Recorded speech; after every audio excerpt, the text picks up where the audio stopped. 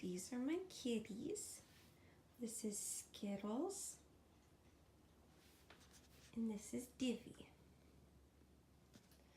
So, Divvy is half ragdoll, half Norwegian forest cat.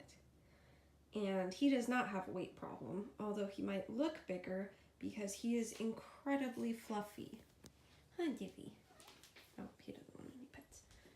This is Skittles. Skittles is a short hair. And so what you see is exactly how he's shaped, and he is a little bit chunky. Oh, baby.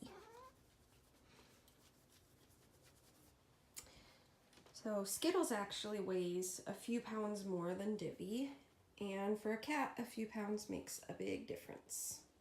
So Skittles is the one we're going to start working on.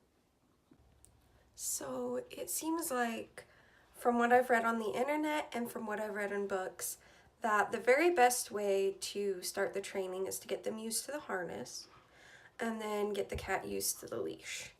So that is what we are going to be working on this week, and I've only put a harness on him one time before, and he didn't really seem to like it, but he didn't freak out either. So let's see how it goes. So I'm going to go ahead and put the harness on him, if I can get it figured out right. Pretty sure, yep, it goes like that. And then this part goes underneath. Oh, I think I have it upside down, but yeah, that's basically how it goes. Come on, baby. See, he doesn't really like it, but he doesn't freak out either. He's like, what are you doing?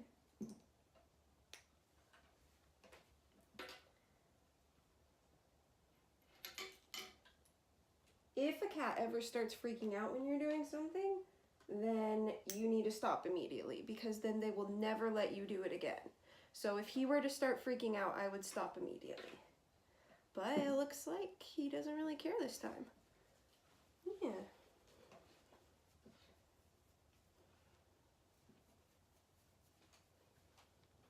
So Skittles has the harness on, and he's not really walking around or anything. So he's probably waiting for me to take it off, but I'm gonna let him have it on for a few minutes since he doesn't seem to be scared or super stressed or anything. And Skittles is one of the best cats I've ever had because he is such a love bug. He's such a love bug. And he's very calm, huh?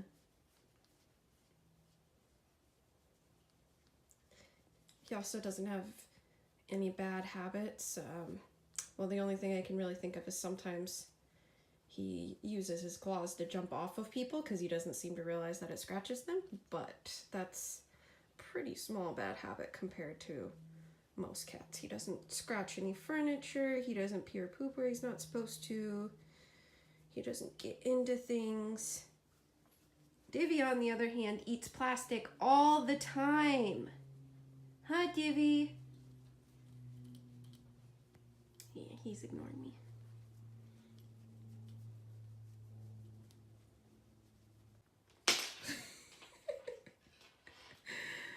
So Skittles got up finally and started walking around, but it seems like he's trying to get his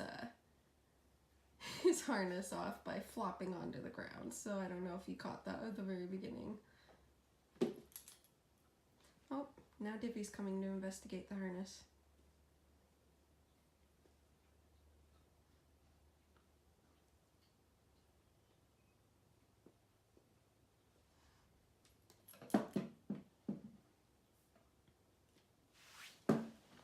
There he goes.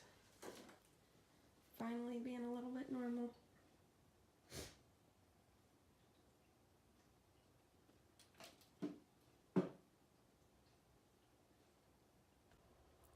So I took the harness off of Skittles and he seems to be completely fine.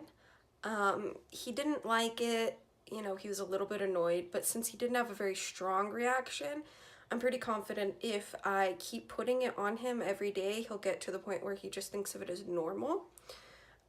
So hopefully that won't take too long, and I'll keep doing that for a little bit longer every day. And then as soon as he's completely comfortable with the harness, we will go ahead and start him on the leash and get him used to having a leash connected to the harness.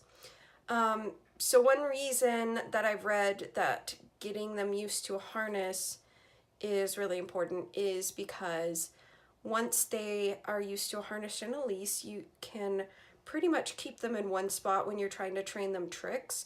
Otherwise, cats usually just wander off. So if you can get them to where they will just stay in one place when they have their leash on because they know that they stop freaking out, then you can more easily train them to do things like sit and roll over and stand and all those tricks that I want to teach Skittles. So we'll see how it goes this week.